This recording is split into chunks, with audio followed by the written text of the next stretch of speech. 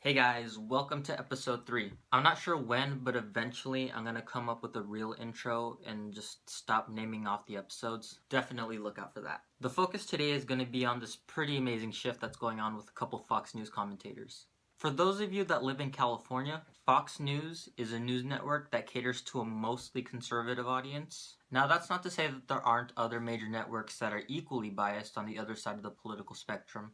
I mean, a lot of major news outlets have a bias, and this is most visible in their use of commentators, specifically the points they're arguing. That's why whenever a regular on the network goes against the public consensus, people usually take more notice. Let me introduce you to this guy, Trey Gowdy.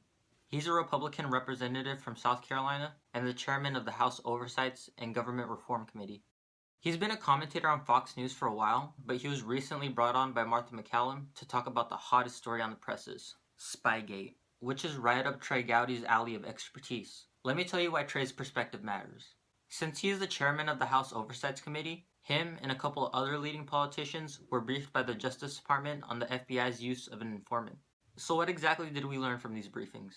I'll let Gowdy say. But remember, Martha, it was President Trump himself who said, number one, I didn't collude with Russia, but if anyone connected with my campaign did, I want the FBI to find that out. It looks to me like the FBI was doing what President Trump said, I want you to do, find it out. He's not the target. Gowdy is basically saying that Trump signed off on the FBI to fully investigate any potential Russian ties to his campaign. The information that Gowdy is referencing consists of conversations with Trump that was recorded in a memo by then FBI Director James Comey in early 2017.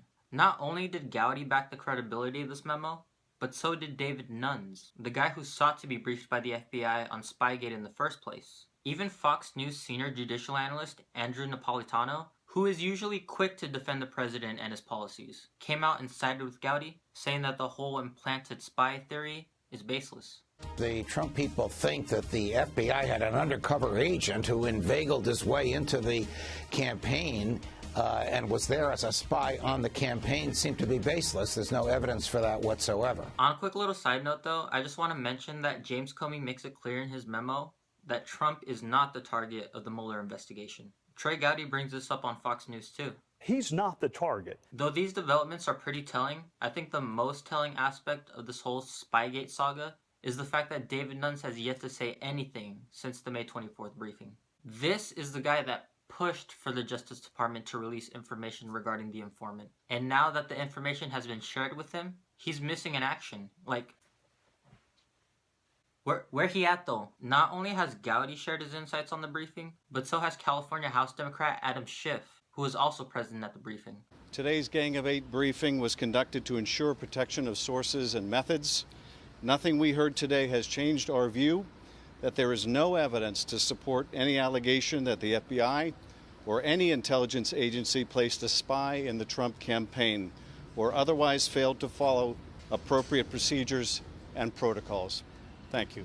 Paul Ryan, who attended the briefing as well, also putting in his 2 cents, saying that the Justice Department is now getting the cooperation necessary for them to complete their work while protecting sources and methods. Everyone who went to that briefing, except for Nunes, who has yet to say anything, has pretty much corroborated what the FBI has been telling us from the beginning, which is that their method of gathering intel was completely within the scope of the law.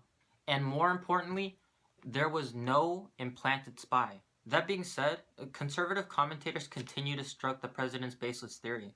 Mind you, these are communicators that don't have access to the relevant documents to prove this theory, yet they're still out here trying to disprove the lawmakers that do have access to these documents. My personal favorite debunker, though, has to be the madman, Dan Bongino. He's angry. You wanted to run? He's sweaty, and he will tear your story down.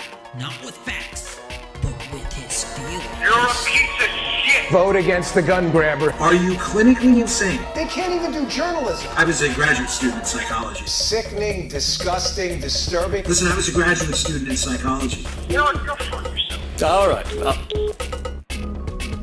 He mentions the quote, Pravda media, a lot. The Pravda media, the Pravda media. No, they're not even Pravda. You know, because Pravda was at least honest about being dishonest. I'm not really sure who or what the Pravda media is. There's a bunch of socialist and Russian newspapers that carry the term Pravda, So he might be referencing a socialist media. The media, you're a joke. This is a huge scandal that you're burying just to save face for the Obama administration. It's disgusting.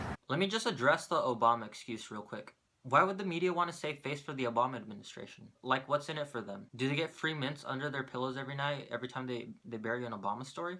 Go fuck yourself! The worst trait this guy has, in my opinion, though, is he carries himself like he has some kind of specialized intel that no one else has. I saw the inner circle of the Clinton campaign when I was a Secret Service agent. When I was a Secret Service agent, every serious person in law enforcement that I know, the Secret Service would laugh this off. Don, I actually talked to Secret Service agents who work on the job still. But Dan has been criticized in the past by his former colleagues for exaggerating the scope of his intel. He used to be a Secret Service agent for President Obama and often bragged about overhearing conversations. He never really did go into great detail about what he apparently overheard.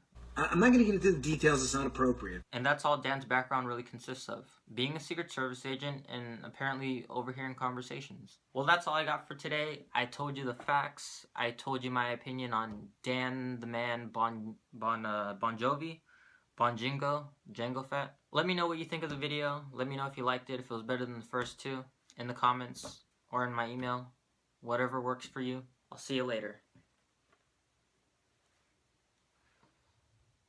You know what? Go fuck yourself. All right. Well, you hung up on me.